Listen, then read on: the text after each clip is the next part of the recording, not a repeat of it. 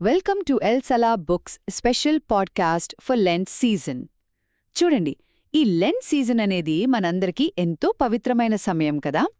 ఈ సమయంలో మనలో ఉండే తీవ్రమైన నిరాశను, అలాగే అంతులేని ఆధ్యాత్మిక ఆశను ఒక్కటిగా చేసే దేవుని అపారమైన ప్రేమ గురించి మనం కాస్త లోతుగా మాట్లాడుకుందాం.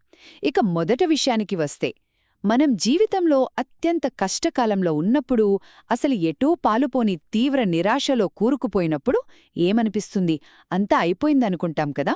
కానీ సరిగ్గా అలాంటి సమయంలోనే సృష్టికర్త అయిన దేవుని దయ, ఆయన ప్రేమ మనకు ఎప్పుడూ తోడుగా ఉంటాయన్న నమ్మకాన్ని మనం అస్సలు మర్చిపోకూడదు.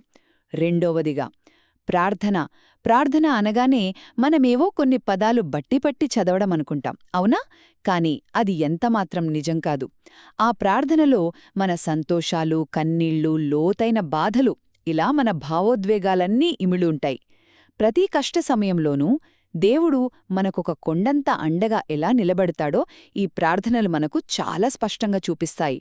ఇక చివరిగా, ఈ లెంట్ సీజన్ అనేది కేవలం మనం పాటించే ఒక ఆచారం మాత్రమే కాదు సుమా.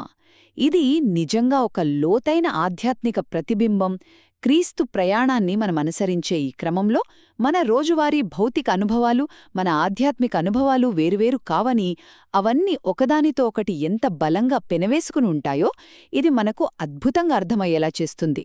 సో, ఒక్క మాటలో చెప్పాలంటే, మనం ఎంతటి కష్టకాలంలో ఉన్నా దేవుడు ఎప్పుడు మన పక్కనే ఉండి మనకు ప్రశాంతతను ఇస్తాడు, ఆయన మనకోసం మళ్లీ మళ్లీ వస్తూనే ఉంటాడు అన్నదే ఈ లెంట్ కాలపు ముఖ్యమైన సందేశం. Thank you for listening to our podcast and keep listening for more.